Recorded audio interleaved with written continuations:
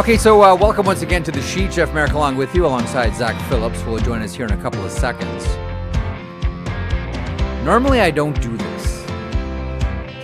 You know, you're always having a good vacation, by the way, when you hear yourself saying, well, normally I wouldn't do this, but... Well, normally I don't like doing this. Because it is a little bit empty calorie. But fun nonetheless. Around trade deadline time. Normally, I don't like the fantasy trades. Most of them are pretty outlandish. But this one, and this is from someone whom I've referred to on this program a couple of different times, and Zach Phillips, I want to get you aboard for this one, and everybody in the chat, watching/listening live right now, go ahead, weigh in on this one. So I got this morning at 12:02. I guess that'll be this afternoon. This afternoon at 12:02. From this person who I've referred to before as someone who probably by now should have been a general manager in the NHL.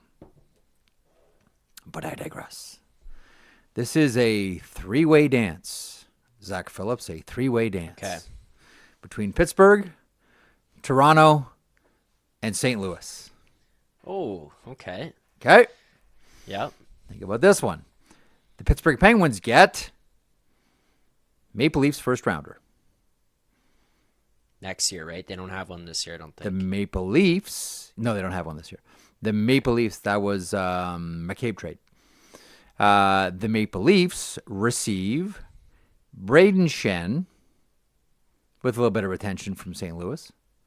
Luke Shen, Pittsburgh holds on 50.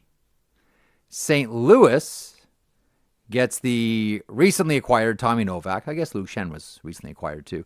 Recently acquired Tommy Novak, Easton Cowan, and Fraser Minton. You want to hear that one again? So Pittsburgh gets the first. Gets the Maple Leafs first next year. Right. Toronto gets Braden Shen, Luke Shen, the brothers. It's a brother act. It's like Berkey's the GM. It's a brother act. St. Louis gets Tommy Novak, Easton Cowan, Fraser Minton. Reeves was on waivers, by the way, to free up a little bit of cap space, make things a little more easy, to lubricate the gears a little bit here. What's the retention? Like hypothetically? Well, that's it, right? Like half of it is Luke, and then some retention for Braden Shen as well. Yeah. So it's like just one that it's just one because I don't think that it's intriguing. St. Louis wants to take a step back at all. Tommy Novak is someone that can score goals. We've seen before. So Tommy Novak is not Braden Shen by any stretch of the imagination, but it's a slight step back for the St. Louis Blues. But they pick up two blue chip prospects in the process. I like it. The other thing I like about it is keeping Ben Danford. What have we been looking for a long big hard-hitting defenseman from the Oshawa Generals? Yeah. Right-hand defenseman, big, played physical, like that's what we're looking for. Played his minor hockey in Quinty there, eh? Yes. Yeah, I don't know. This is actually I like this one. Like I think it's pretty intriguing. It's not an auto no for me. Because I don't think that Kyle Dubas went out there and acquired Luke Shen and Tommy Novak because he wants to keep them. Like, didn't you not look at that last night and go like, okay, there's more here before Friday. There's no way this is going to be a hang-on situation for Dubas. Well, Tommy Novak, I honestly wasn't sure immediately when they got him what they're going to try to do with that one. Luke Shen seemed like that was instant. Yes, we're moving this piece. Honestly, by the way, it's harsh, but if they keep him, like, But then if it if something like that happens, and all of a sudden Kyle Dubas has turned Michael Bunting in a fourth into a first. Yep, it's a nice little bit of work. It's not bad, yeah. Again, this is all just hypothetical. Here we are this time of year, a day away from the official NHL trade deadline, and we've got a couple of deals today. We've got some waiver claims. We've got some people that have been placed on waivers as well, and we have a lot of speculation about Mikko Rantanen. And we'll get into that coming up here in a couple of moments. In the meantime, Daily Outlines, presented by FanDuel, North America's #1 sportsbook app provider. Coming up on the program today, this is what Zach has cooked up for us. The great Frank Corrado, former NHL defenseman turned TSN analyst, You can also hear him on the regular on the Athletic Hockey Podcast. Leafs response. And by that, we mean Leafs response to Florida, Leafs response to Tampa, who have both concluded big moves. The other big team in the Atlantic, as we all know, are the Toronto Maple Leafs. How did they respond? The Vancouver Canucks approach as well. What did they do? Did we just see the last of Brock Besser in a Vancouver Canucks uniform yesterday in a win against the Anaheim Ducks? We'll talk about the Leafs. We'll talk about the Canucks with our man Frank Corrado Cory Lavalette of The Athletic as well. We'll talk more about the Carolina Hurricanes and the future there of Mikko Rantanen. And that is such a fascinating story that continues to this day, to this hour. I mean, every conversation, every text has an undercurrent of, well, we'll wait and see what happens with Rantanen, and then we'll go from there. One thing that I do wonder about, because one of the teams interested in Mikko Rantanen are the Dallas Stars. I think if you're Jim Nill, I think if you're anybody, if you're Pete DeBoer, anyone on the Dallas Stars organization, you're probably saying to yourself, I could see Mikko Rantanen lighting it up with Roope Hintz. I think that is, but the only issue is Mikko Rantanen is due a new contract on July 1st. The Dallas Stars have an internal salary cap that has been set by Miro Heiskanen. So here's what I wonder. I don't know how much of a divide there is between what the Dallas Stars want to pay Wyatt Johnston on his extension and how much the Wyatt Johnston camp wants. I don't know that it's more than a matter of the Stars want $8 million and the Johnston camp wants 8.3 or 8.5. I don't know, but it kind of feels and sounds like that's what we're talking about here. I really do wonder if the Dallas Stars get close to a deal to bring in Mikko Rantanen, and that would be with an extension, that they acquiesce or they get the Wyatt Johnston deal done fast so that there's no longer an internal cap that's at a quote-unquote reasonable number. Because now the internal cap would have been blown, and now it's whatever Mikko Rantanen ends up getting. That's the one thing that I wonder about here, to the point where I do wonder if all of a sudden we get a surprise notification from the Dallas Stars, or like Elliot Friedman, Darren Dreger, Chris Johnston, all of a sudden pop one out there, and here it is. There's an extension coming from the Dallas Stars on Wyatt Johnston, and we all go, that's interesting. I wonder if that's the tip-off that they're close to a deal with Mikko Rantanen. That's what I'm wondering about right now at 3:09 Eastern on this Thursday afternoon. On Rantanen and a potential move here, I feel like there's a lot of this, or part of this at least also, that has to go with the lack of success that he's had here in Carolina right now.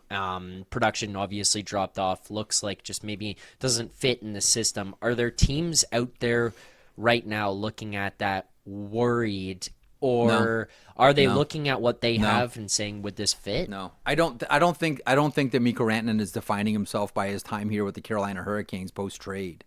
I think everyone's looking at the other body of work, the Colorado body of work. And also, let's not forget too, I do wonder if there's an Eastern Conference, Western Conference thing here. I mean, if it ends up being the Dallas Stars, he's only too familiar with how to play in the Western Conference and how to play in that division, the Central. Thank you very much. So I do wonder, folks, just pay attention here. If all of a sudden we see an extension for Wyatt Johnston coming up, I wonder if that's an indication that the Dallas Stars are close to a deal with Mikko Rantanen. But I digress. Cory Lavalette, more on Mikko Rantanen coming up a little bit later on. Cory, of course, from The Athletic. In the meantime, joining us now, analyst for TSN. He is also someone you can hear on The Athletic Hockey Show on a frequent basis. He is the great Frank Corrado, and he joins me now. Frank, I first of all, thanks so much for popping by. I normally don't do things like this, the fantasy trade, but I got one today from someone that I'll sort of frame as, this is someone that I've known has been, I don't want to give away too much. This is someone that I think should have been a general manager in the NHL by now. Let me just phrase it that way. So let me know what you think about this one. So last night, the Pittsburgh Penguins make the deal with the Nashville Predators, right? Michael Bunting goes in the fourth, and Tommy Novak, Luke Schenn comes back. So, again, I normally don't do this, but here we go. To the Pittsburgh Penguins, a first. Toronto's first next year. To the Maple Leafs, Braden and Luke Shen, 50% retention on Pittsburgh. St. Louis eats some as well. To the St. Louis Blues, Tommy Novak, who was acquired yesterday, Easton Cowan, and Fraser Minton. Now, if you want to lighten it up, maybe you turn one of those two. Maybe you turn Minton into Robertson. I don't know.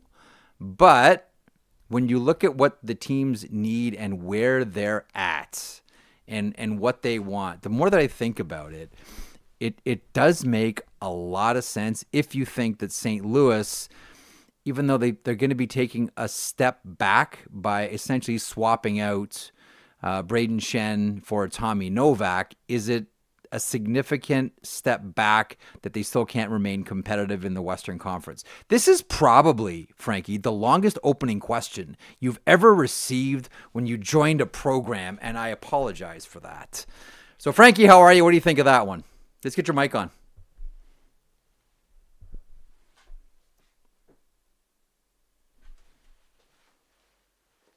We got to work on Frank. I think probably his mic was bored with my opening question.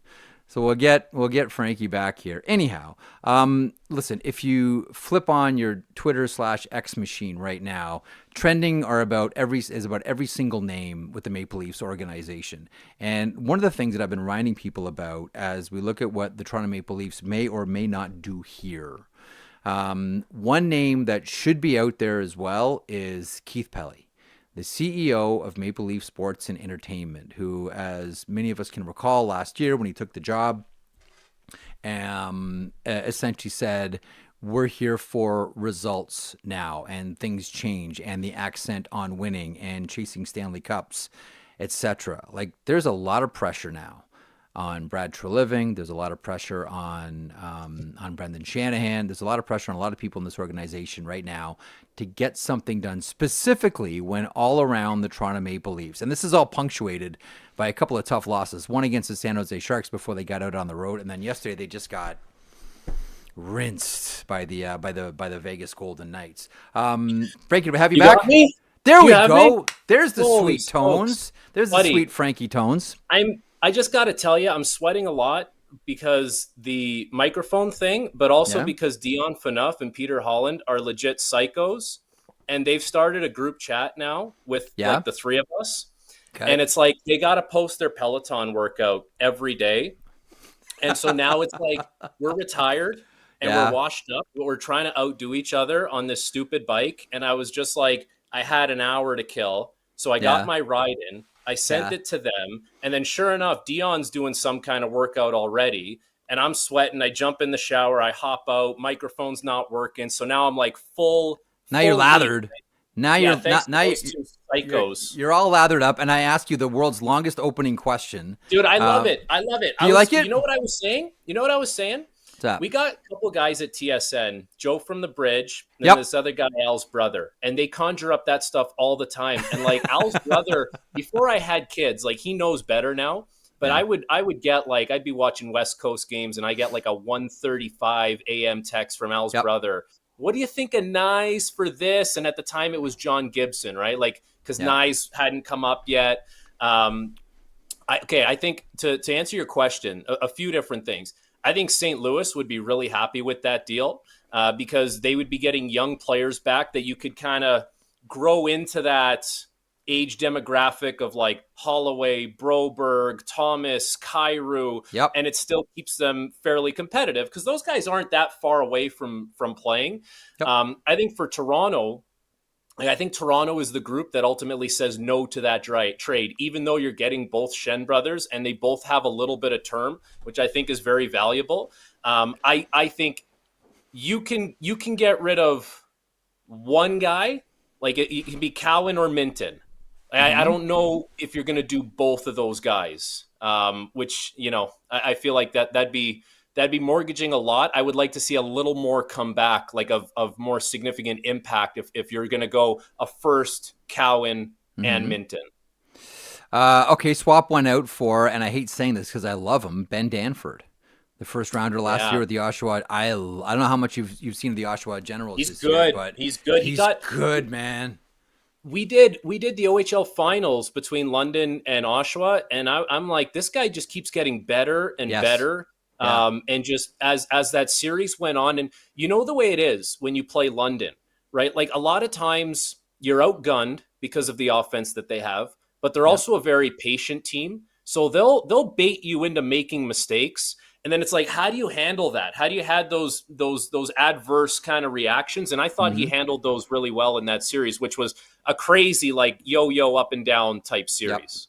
The other thing about the London Knights too, the loneliest position in all of hockey is fourth line on the London Knights. You will not see the ice, period. Yeah. Go play Junior A, like forget it. If you're a 16-year-old who's like biding your time, then it's okay. If you're like an 18-year-old and you're fourth line on the London Knights, you're calling my buddy Ryan Medell at UFT and saying, Mensy, you got a spot for me? Okay, so what do you? Because listen, like you open up Twitter X and it's Brad Treliving, it's Ryan Reeves who's on waivers today, it's Mitch Marner, it's Easton Cowan, like all the names are trending. Everybody is wondering here what Brad Treliving is going to do. The one name, and I got to like full transparency, like Keith Pelly was one of him and Scott Moore were former bosses of mine who brought me over to Rogers from CBC in 2011. So full transparency. But I think like one of the names that I wonder about here is Keith Pelly, who essentially, and you remember, Frankie, laid down the law and said, like, this is the way it's going to be here. So I'll look at Cowan, I'll look at Minton, I'll look at the first, I'll look at Ben Danford and say, not that these guys are trading for their jobs, but it kind of feels that way. And also when you look at what Florida's done and what Tampa's done and look around the Atlantic, it's like the Blue Jays in the 80s looking around and seeing the Boston Red Sox and the New York Yankees saying, even if we get 100 wins, we're not going to make it into the playoffs. I know, but you know what I would be thinking if I'm in Toronto's front office, and I was never in the front office, so I don't have this kind of experience, but I look at what Florida gave up, and they gave up a promising young goaltender, but for the time being wasn't going to be the starter, right? Like, and you can make a move, which they already made to replace him. So, you mitigate that risk. If you're Tampa Bay, you went heavy on giving up picks, and you gave up Mikey Eyssimont, who, nice player, but, doesn't have the impact that Bjorkstrand or Gord is going to have. So if I'm Toronto and I'm looking at the marketplace and I say, I'm calling Team X and it's like, yeah, well, we want Cowan or we want Minton. It's like, well, actually, Tampa didn't have to give up their, prospect that's going to play for their team in a couple of years and could be a really good player. Florida didn't have to do that. So let's talk about other guys. And if that's a non-starter, then it makes things harder for Toronto because you don't want to be the team that gave up, the guy who's going to go out and play 800 games, get 400, 500 points. And then what if it was all for naught? I guess that's how I would look at things based on what has been given up in these significant deals that have been made in the Atlantic Division. So you're Brad Treliving sitting there today, and if you're Brad Treliving, I really hope you don't open social media today because it's just like you don't need that anxiety and that pressure placed on you. I want to move off the Maple Leafs here in a second, but like what's going through your mind? Like I always say, like there are some teams, and listen, we saw Julien Brisebois yesterday talk about this. Like I'd rather have, paraphrasing it, but like we'd rather have good hockey players on this team right now than really good draft picks. Like he's like, honestly, like Frankie, he sounds like a coach. Like coaches don't care about green bananas. Like forget it. I don't care about the prospects. I don't care about the picks. Like I want players. Like I want players. Like they're not in the green banana business here. So if you're going for it, you're Brad Treliving. With all due respect to Cowan, Minton, Danford, are you in the green banana business? No, you're not. And I guess I don't want to just make moves because Florida and Tampa made moves. I still want to make like my, well thought out moves that are purposeful for my team. Because if I start abandoning that and I'm just going to do something because you did something, like I think that's where you run the risk of kind of losing your way a little bit. But you're right. I think with Toronto's core, these guys are here for now. They're not getting any younger. You have a good goaltending situation. Like for me, Toronto's got to make 2 trades, and like it's got to be a centerman, I would think, and it's got to be a defenseman. It's going to cost you something, but you're not wrong in that sense. I guess my point of view is like I don't want it to have to cost me this blue chip prospect and it didn't cost the other organizations their blue chip prospect. But what else comes to mind? I wonder if you've been thinking about this. Have you been thinking about the Oilers? Yes. Left shot So D, yes. yeah, but think about if you're Connor McDavid, okay, and Sam O'Reilly's sitting in your prospect pool. Yep. Matty Savoy's pretty close to playing. He's sitting in your Yep. prospect pool. Yep. But it's like you were just one win away from the Stanley Cup. Yes. Like, aren't you kind of thinking Yes. like, okay, Yes. there's no guarantee that these guys are playing, but we have a chance to go right back at it. Like, I feel like that's the situation in Edmonton where I'd be more willing to mortgage the tangible prospect that's in your pool you're right there. rather than just the pick.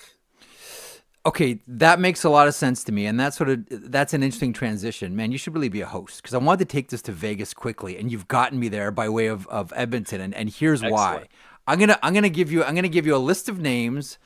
I'm gonna ask you to tell me what they all have in common. This is the easiest test you're gonna get. Perfect. If I fail, I'll be disappointed. Cody Glass, Nick Suzuki, Eric Brandstrom, now Brendan Brisson, Peyton Krebs, Zach Dean, David Edstrom.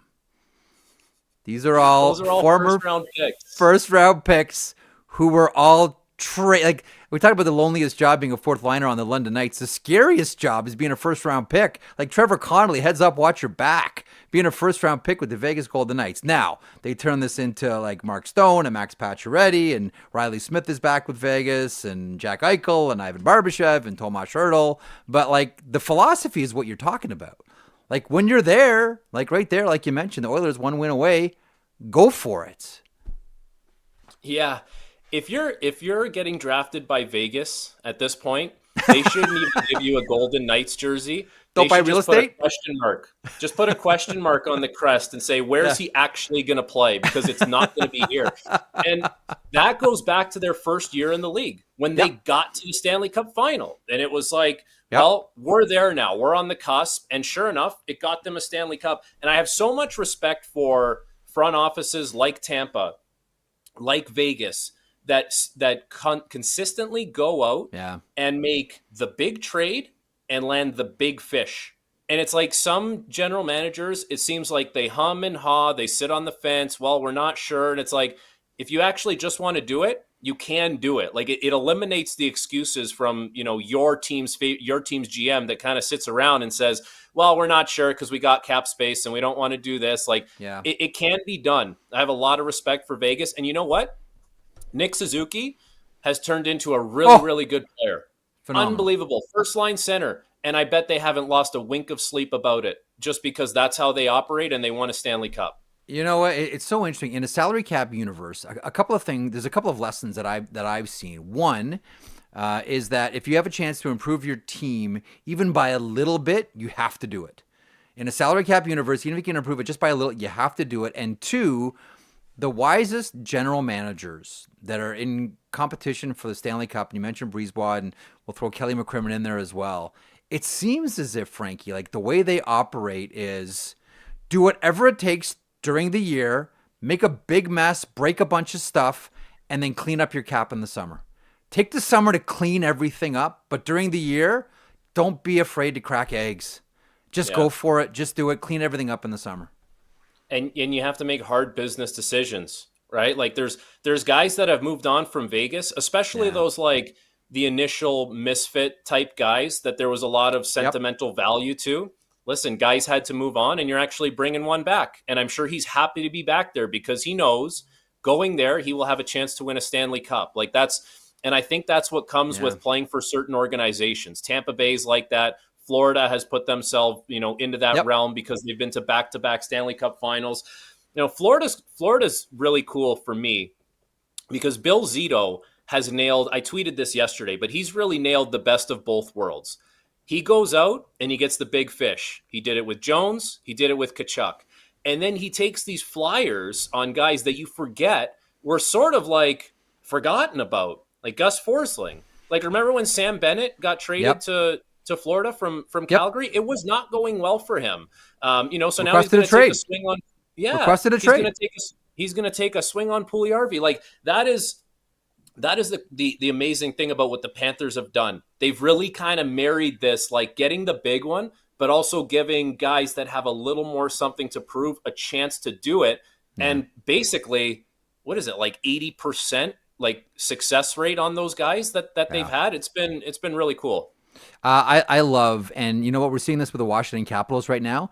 Managers that believe in the second chance player. Pierre-Luc Dubois is one of the best one. Although you can make the argument he's not second chance, he's on third or fourth chance or whatever. But you look at Dylan Strome is another one. Like teams that are like, you know what, there's a reason that guy was drafted that high, and there's a good player there. Get him in our system. Spencer Carberry helps a lot. He's been phenomenal. But I'm with you. Like the guy, and listen, Paul Maurice is a tremendous coach.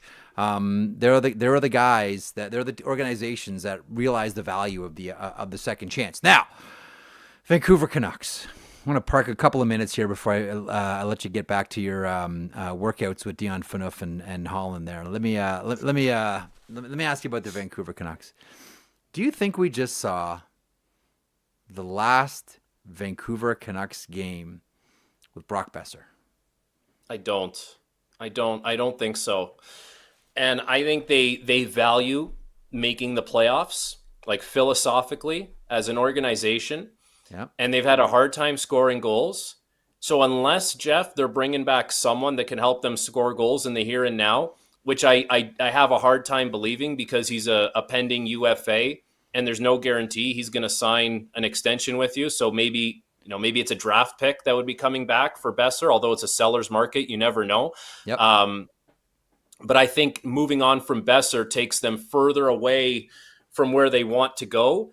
And as long as they're like right within reach of a playoff spot or in a playoff spot, like I think they kind of just say, we're going to keep him and we might be able to sign him. But it would almost be like not throwing in the towel because that seems a little extreme. Like they're obviously going to play hard right till the end, but it doesn't take them any closer on their, what their challenges are as far as scoring goals and ultimately making the playoffs. So I think Besser stays, but this could be it's unpredictable. Like who knows what? Because Jim Rutherford at the end of the day. At the end of the day, Jim Rutherford, capable of anything. You're right. It's interesting too. Last year, where everything worked, like they were healthy, PDO was insane. The goal, like everything with the goaltending, like everything worked for Vancouver yesterday. Individual hardware, team success, the whole deal, and then the crash landing of, well, this is what a quote unquote real hockey season is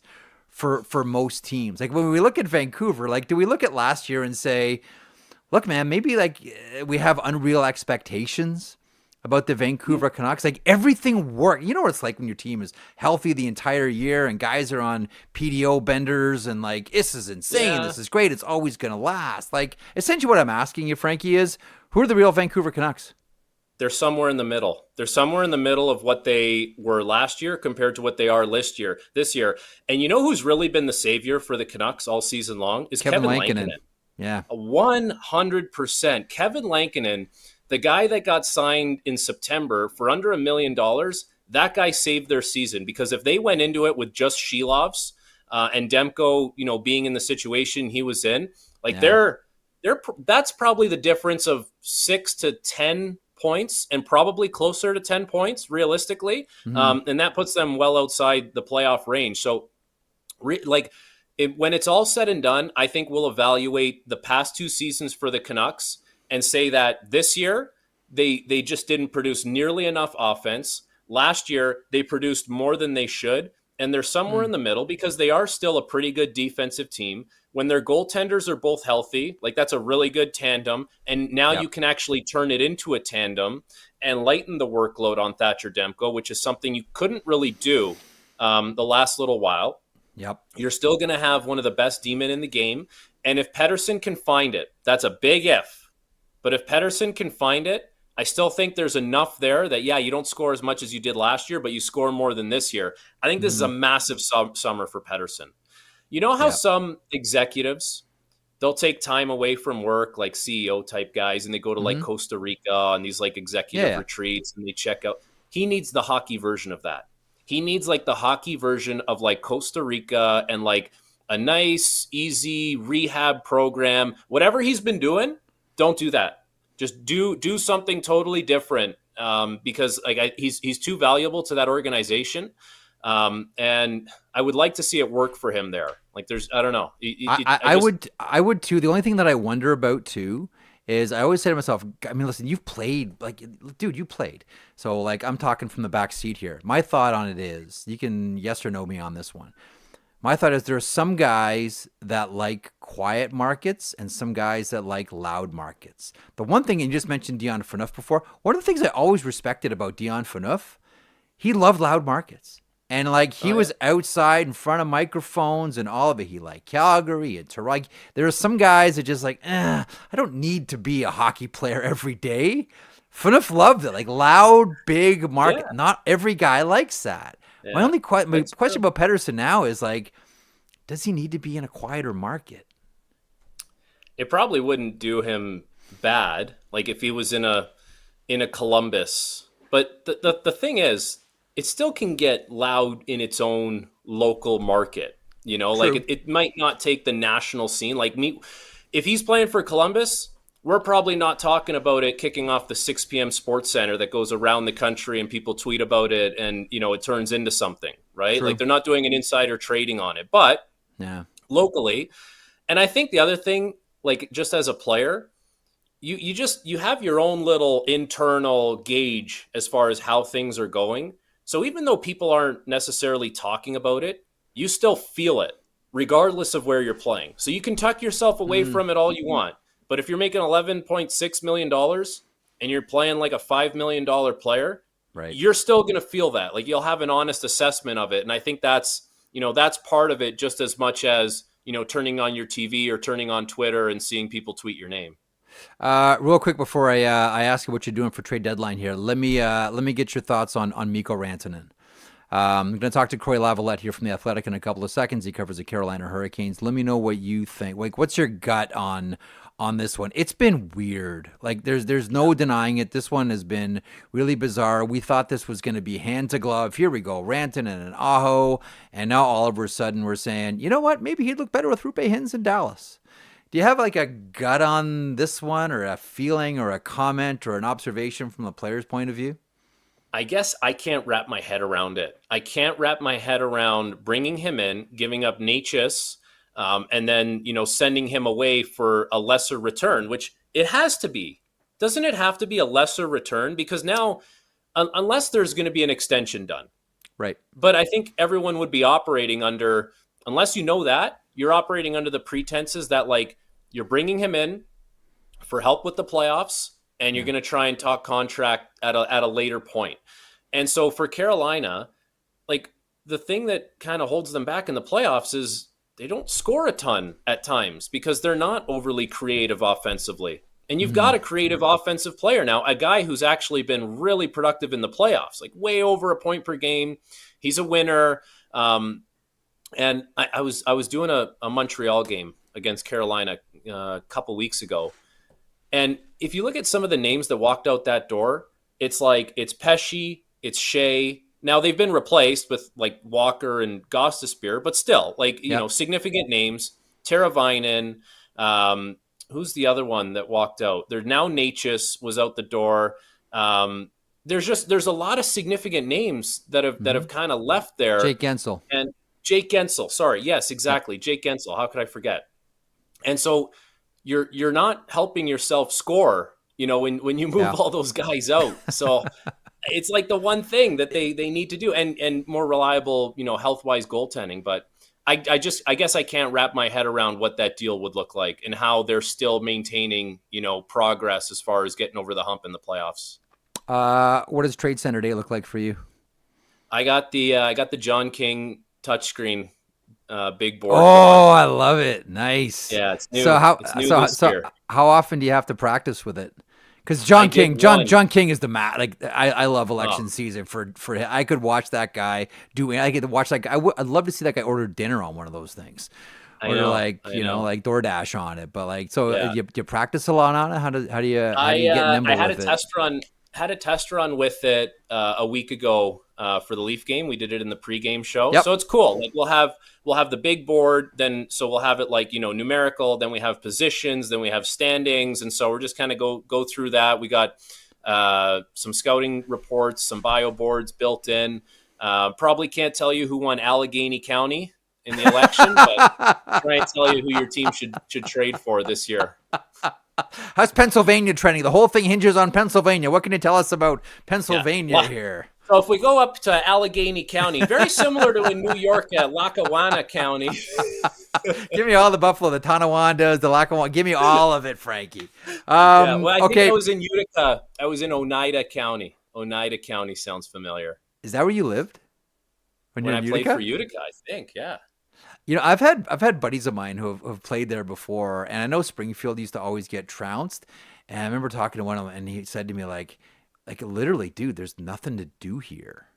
Dude, What don't was you dare talk about Utica What that was way. Utica like Don't that you for dare. you? He was like, oh man, like I don't know what to do. Like, what do we do in I Utica? I call Utica the Paris of upstate New York. It's majestic. It's beautiful. There's all Utica! kinds to do. I love Utica. You got to Okay. One day you got to experience a Comets game at the old Odd. I there. do want to see I do want to see I do want to see that. Yeah. But, you know, my buddies were all like, yeah, I spent a week there one afternoon.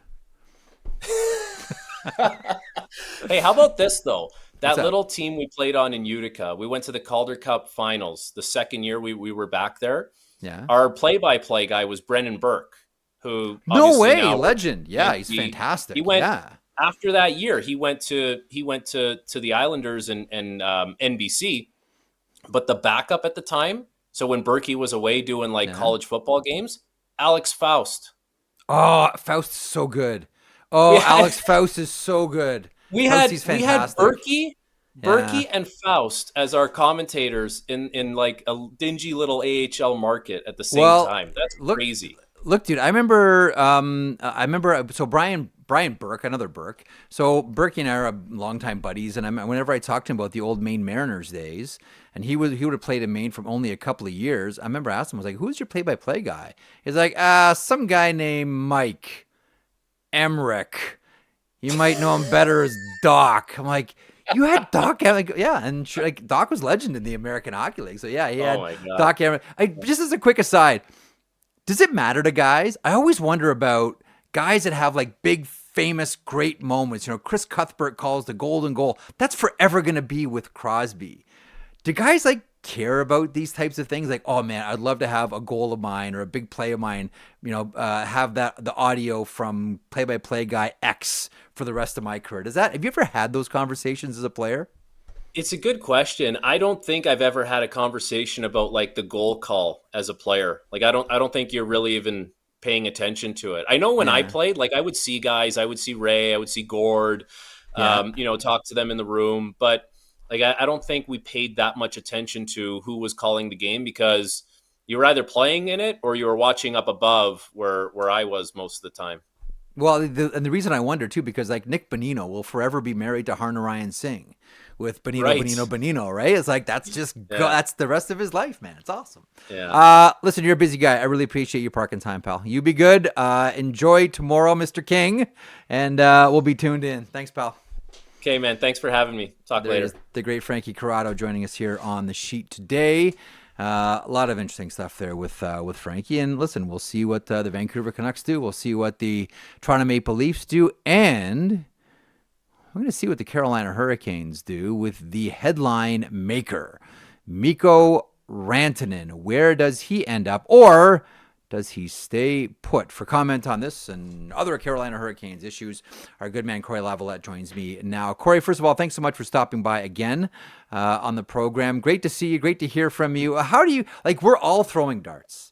Cory, all of us are just saying Dallas, Vegas, like Maple Leafs. Like, do you have a spidey sense, Cory, on any of this? You're right there. Do you have a spidey sense on this?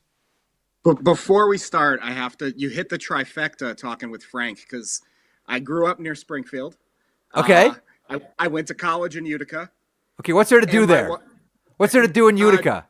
Drink a lot of beer. At least that was my college experience. It's beautiful there, and it's actually having a little bit of a resurgence. Nice. And then Good to hear. North Tonawanda. My wife is a graduate of North Tonawanda High School. So you hit the I hit them all. It was like you were transitioning into me without even knowing it.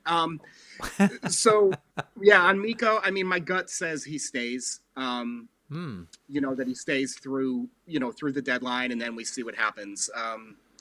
It hasn't gone like anyone has wanted in a lot of different ways, I think. But my gut feeling is, unless somebody blows their socks off, I think that he probably sticks around and they see what happens. This is Eric Tulsky, right? This is year one of Eric Tulsky running. He was certainly there with Don Waddell before, overseeing all of it. Of course, Tom Dundon, the owner, and I always want to park this comment about Dundon too. In this era of the NHL, it is not unique to have an owner weigh in on hockey decisions. I would make the argument that there are plenty, or you at least have to run it by. If you're making a significant deal, you have to run it by your owner. I don't care if you're Vancouver or you're Dallas or you're Toronto or you're New York or you're, in this case, the Carolina Hurricanes. I don't think that's unique to hockey whatsoever. Once upon a time it was. You would see the owner at the beginning of the year, you'd get a hello at Christmas, and then you'd see him at the end of the year, and that's it. But those days are gone. How much of a factor in all of this, and I want to get to Tulsky in a second, is Tom Dundon? Yeah, I mean, well, you mentioned all those teams. I noticed you didn't mention the Islanders. I'm kind of curious why. I mean, you know what? I think what Tom has done is Tom's put the work in. It's not like Tom just wantonly comes in and says, I really like the way this guy walks around. Let's go get him. Tom does the work, and he relies on the people that he's hired to give him the information. I think the biggest thing that you can know about Tom Dundon is he doesn't ever want to be left behind on anything. He wants to be able to say, if there was someone available, we at least looked into it. We at least saw, is there a way to make our team better? And that's kind of the edict he's passed down. Now, yes, he's got his hands on all of it, but it's not like he's got his hands on all of it and he's making the final decisions without any input. He's definitely, you can see by the ascension of Eric Tulsky from where he started in the organization to when Tom came on to where he is now. He believes in Eric, and so it starts there, and he surrounds himself with people he believes in. So I think, yes, he's involved, but I also think he's very good at, I don't know if delegating is the right word, but at least listening to what everybody has to say and getting the best information from all aspects of the organization. Why do you think it's gone the way it has with Rantanen? I'll park it this way.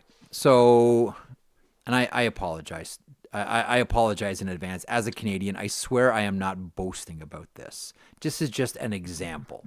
So at the Four Nations, after Connor McDavid scored the championship goal, was texting with a defenseman who said, somewhere Rod Brind'Amour is smiling, saying, see, that doesn't happen if you're playing man-to-man. We may lose like a one-on-one situation, but we're never going to lose because of a bad read. That's never going to... Somewhere Rod Brind'Amour is saying, aha, see, that's why we play this way. Is it that difficult to play Rod Brind'Amour hockey? He's also saying that's why you don't take Jacob Slavin off the ice. That too, yeah. Just leave him, and him and Brock Faber, just leave him out there, run him into the ground. It's an adjustment. I mean, we've seen it time and again, right? We saw it with Brent Burns. We saw it with Dmitry Orlov. We saw it with, Sean Walker a bit, although I thought he was really good to start, hit a little bit of a bump. We're going to see it with Alexander Nikishin when he shows up. We're going to see it, even though Scott Morrow's playing the system in Chicago right now, we're going to see it when he makes the jump to the NHL. It's hard on defensemen because while you're saying we're not going to get beat on reads, a big part of that is reads, right? Especially in the offensive zone with the way they pinch, the way they're active. It's what made, Brady Shea and Brett Pesce so good is they got so accustomed to it. They rarely made a mistake. Yeah. And you wouldn't expect it because it's your two of your veteran guys, but Brent Burns and Dmitry Orlov have struggled this year and made it tough to get used to. And I think, it's taken Mikko a little time too. That's a different system. We've seen Martin Necas had trouble fitting in here. I don't know that he's been as huge a success in Colorado as everyone's pointing out. He's been good he hasn't been lights out fantastic. I don't think he hasn't been as good as he was at the beginning of the year in Carolina. But I think, yeah, it takes an adjustment, and it takes a dedication to work ethic. That's the biggest thing, Rod.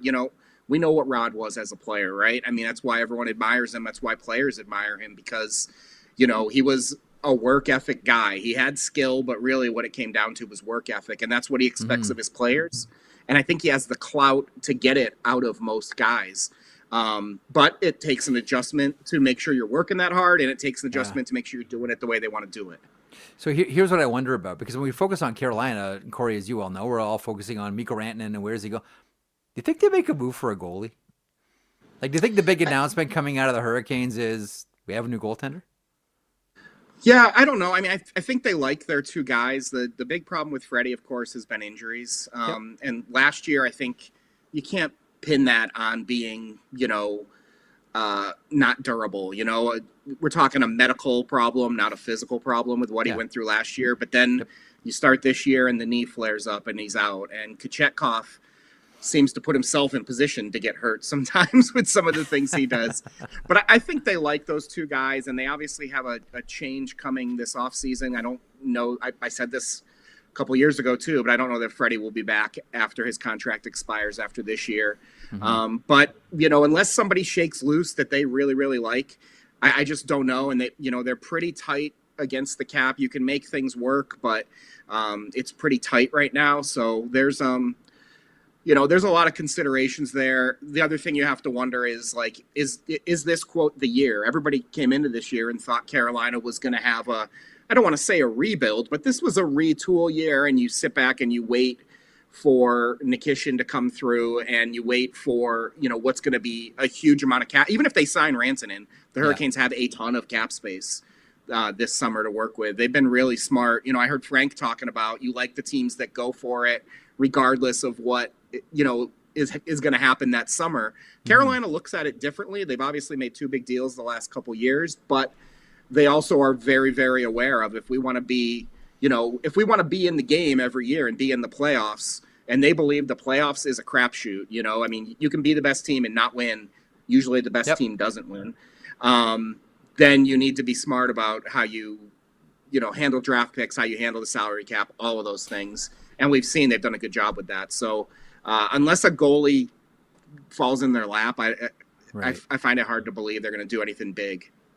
Let me close on this. And it's a question about Eric Tulsky, as everybody tries to get a handle on how this very unique person is going to operate in the NHL. I've made the joke countless times. Like, here's the thing. Like, when you look at all the things that Eric Tulsky is qualified to do, he's chosen the job that pays the least. Like, when you look at all the things that he could be doing, he's chosen hockey. I get the sense that if Mikko Rantanen, to your point, Corey, doesn't go anywhere, Mikko Rantanen stays with the Carolina Hurricanes, gets to July 1st, and rides off into the sunset, I think that Eric Tulsky will look at it and say, well, you know what? I have enough faith in myself to embrace this challenge of replacing this player with this cap space that I now have. Would you agree or disagree with that? Yeah, I mean, has a GM walked into a much tougher situation? Actually, both GMs who were involved, Don Waddell walked into was a tough situation and became a tougher situation in Columbus, obviously. Yes. But as far as the personnel on the team, Eric walked into a really tough situation. Pesce, Shea, Teravainen, the Gensel negotiations. You talked about that a bit. It was tough. It was Jesper Fast being out for the year, and he's a smaller part, but he was a big part of their identity. So I don't worry personally about how he's not going to be rattled. He is he's obviously a really smart guy. You're not going to beat him in chess probably, and I think he'll take the challenge, and they'll see this pile of money they have, and who knows what they go do. What if Mitch Marner's on the market? What if they can take that money and take on a bad cap hit and get a first round pick? There's a lot of things they can do, and they've done a good job at keeping prospect pool. I wouldn't say top of the league, but at least decent. And, I mentioned Nikishin a couple times, but Bradley Nadeau is having a great rookie year in the AHL. Scott Morrow's, among the top scoring defensemen. They've got some guys coming. So I don't think he's not going to panic. I mean, know that, you would think rookie GM, he'd be sweating a little bit. I saw him in the locker room walk by today, asked him if he was He was like, I'm just too busy. But he had a smile on his face. He's loving the challenge. How can you not? It's that's what he wanted to do, and now he's doing it. Last one. Do you think he'd be like? There are some GMs that are, some GMs that aren't. I wonder how much of this would be an owner issue, but I'm going to ask you nonetheless. Do you think he's an offer sheet guy?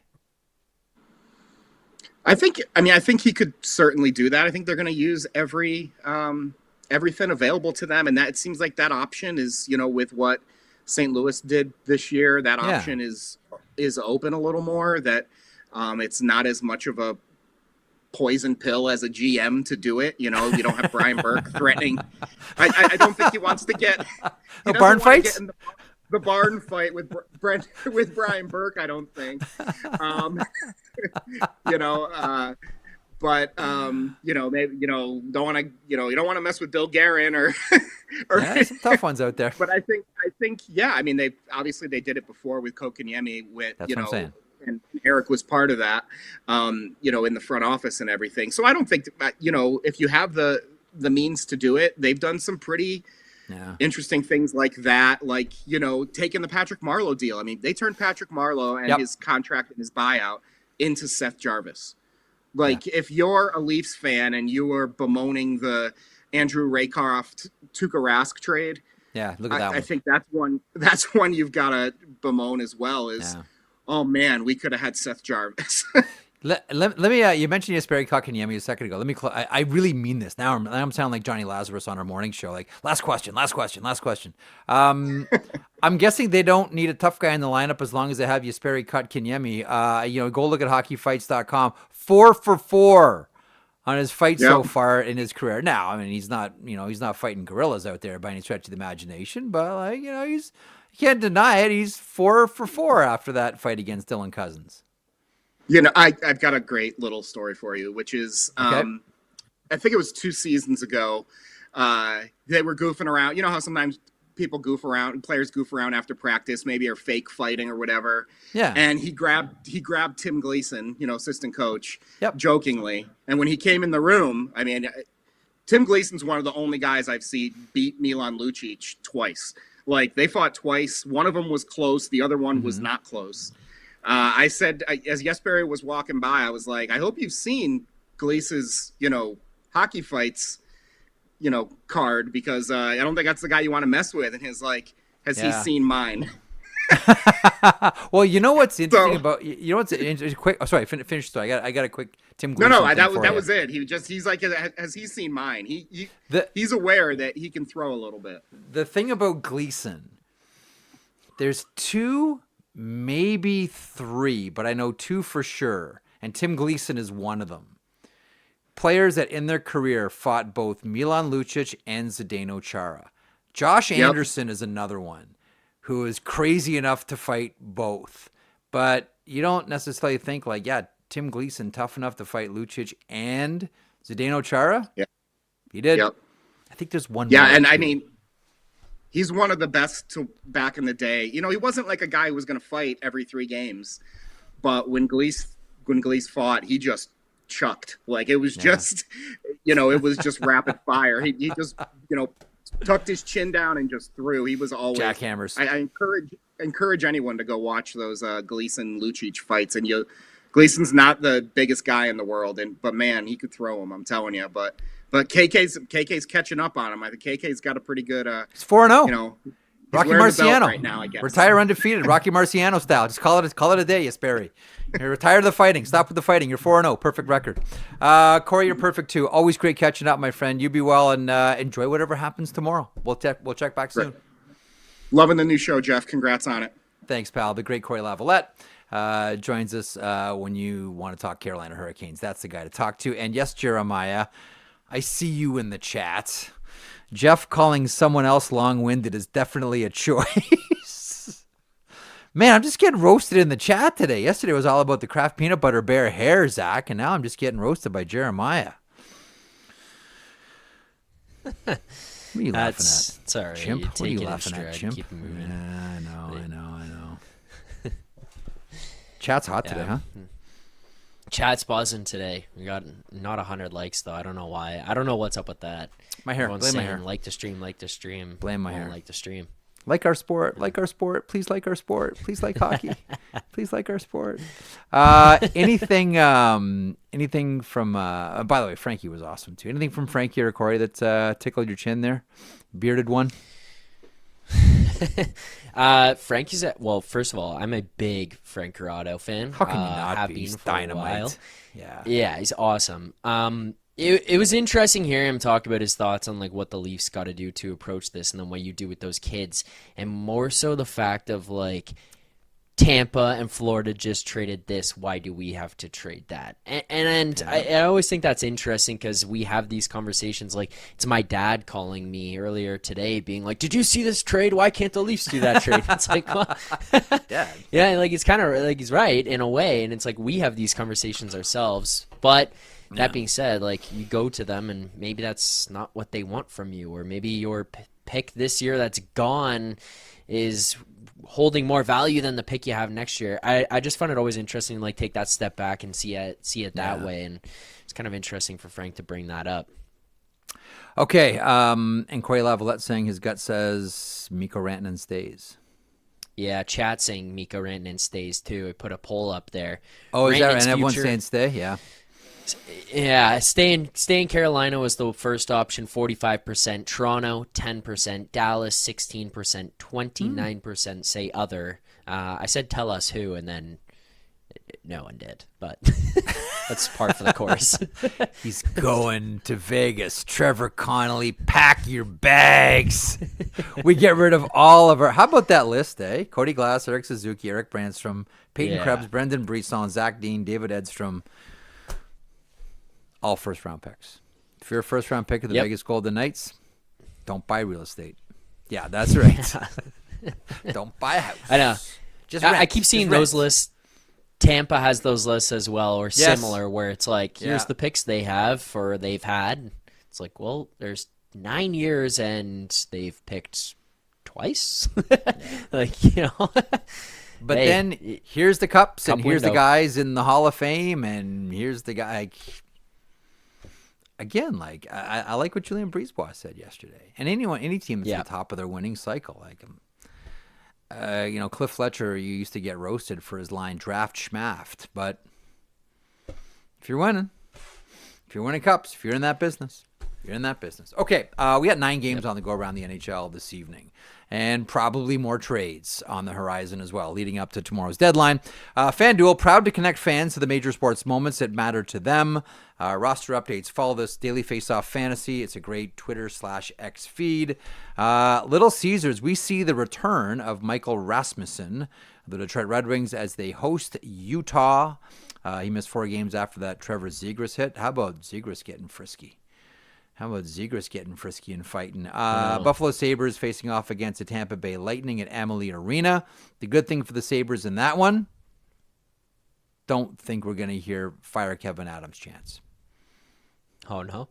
No, they're on the road. Could Maybe, I was going to say, maybe people in like Buffalo or St. Catharines or Hamilton watching, they're like, I'm just going to blast a few off here just to make myself feel good. Yeah, that's what I was going to say. Columbus and Florida is interesting. The Bill Zito Bowl. Sergei Bobrovsky starts for the Florida Panthers area. He, of course, played for both teams. This one at Amarant Bank Arena. Winnipeg facing off against Philadelphia at the Wells Fargo. Eric Comrie gets the starts in this one. Eric Comrie, who, by the way, I think we made this point on the show not too long ago. When he's done playing net, if he wants it, we'll take all of our jobs. He will take all the media jobs. Dylan Sandberg again, Hayden Fleury and Rasmus Kupari out. Kupari in concussion protocol. Jonas Korpisalo gets a start tonight. Boston Bruins facing off against Mikko Rantanen, we think, and the Carolina Hurricanes. It's just going to be like Rantanen camera, just like seeing if he gets pulled off the bench. Like Mike Camilleri, Morgan Frost style. Where did he go? I went and had a squirt. In, do you want a rental? Do you want someone who can come back, who's going to be back, all that kind of stuff. Brandon Tanev, it feels like there's a route to getting him back, right? Like there's a route to signing him. He's from around here. His brother's already here and has term. Like it feels like there's a possibility with that. So that just makes sense to me that could be a move that you make. You know, have you heard this one before? So having a conversation with one of the other dads at the rink the other day, and we were talking about the Hudson brothers and how they would skate, and they still do, I think, every now and then, without laces. Really get to know your edges, strengthening your ankles, all of that. And someone mentioned to me that the Tanevs used to skate in practice with weights attached to their ankles. Have you heard that one before? No, but that's nuts. Have I told you about like the skate weights? We used to wear the skate weights in practice. Yeah. Do you remember those things? I do remember those, of course. Thinking about wearing a weight attached to your skate is mental. Yeah. I mean, probably build your leg strength pretty quickly. I would also feel like I'm skating in mud, but probably. Sure.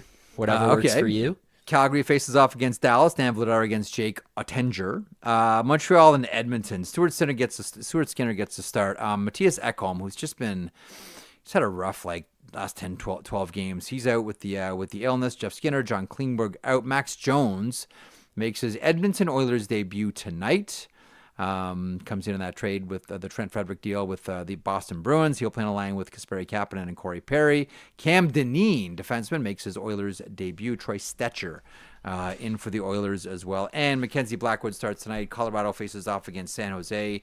It is the return, after a lower body injury kept him out, Josh Manson. The return of Josh Manson tonight, and the Colorado debut of Jimmy Vesey. And there we go. What have we left on the table? Anything today? Has anything happened in the last hour? What just happened? Yeah, Parayko will undergo a scope on his left knee and will be reevaluated in 6 weeks. Ooh, Colton Parayko, hey? So if you're the St. Louis Blues, you do maybe one of two things. You throw in the towel, or you call the Buffalo Sabres.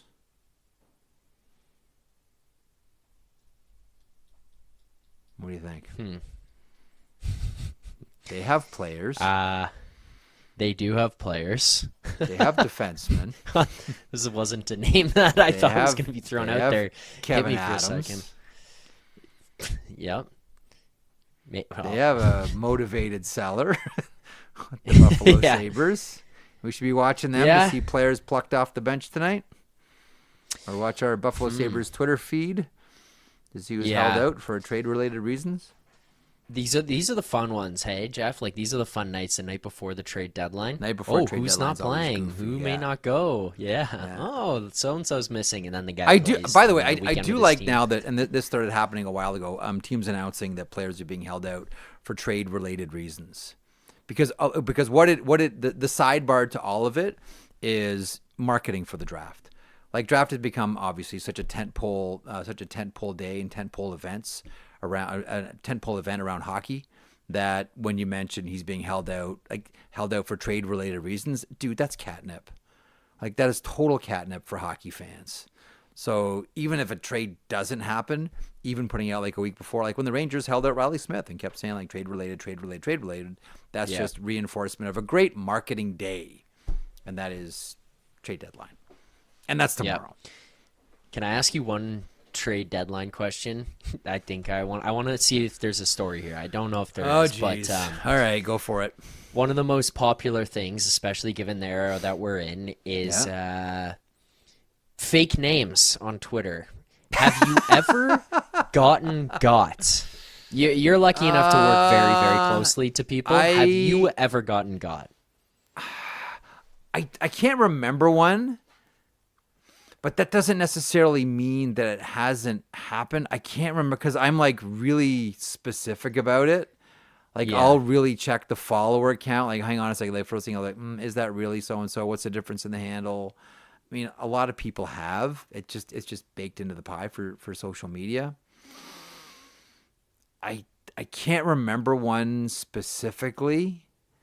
but it wouldn't surprise me. Like, remember like the early days of Twitter where it was completely the Wild West and no one really knew what was going on, and the first person that learned how to like or dawned into the fact like faking Twitter handles around trade deadline would just produce chaos. Yes. You remember, because you probably just like laughed at all of our sorry asses. It was fantastic. It was great. Listen, I mean, I got on Twitter 2009, I want to say. So I'm sure I must have bid on something. I just can't remember what. So it must have not have been that massive. But I'm sure I've bid on something. You? I think that I think that there's one. I can't remember who it was.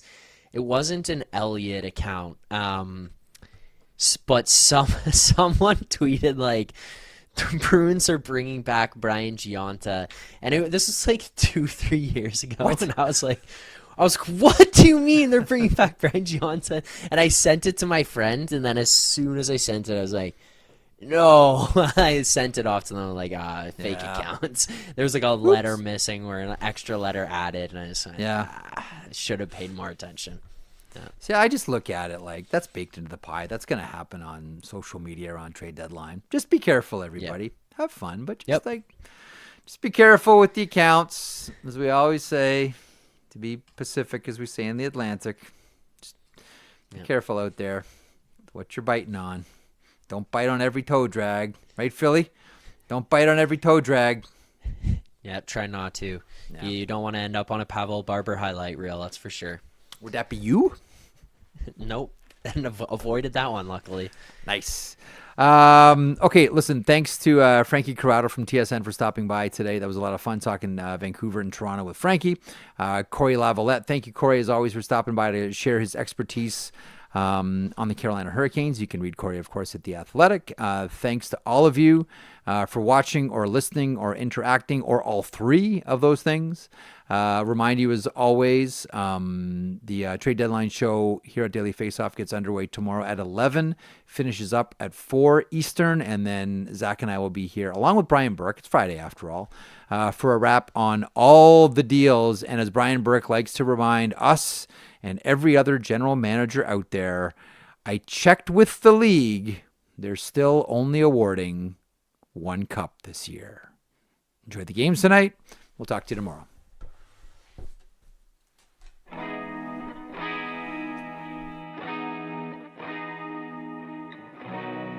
If you enjoyed that video, and we certainly hope that you do, please hit the subscribe button right there here at Daily Faceoff. I will put this lineup up against any hockey lineup anywhere. It all gets underway at 9 o'clock Eastern with Morning Cup of Hockey. That is Johnny Lazarus. That is Colby Cohen.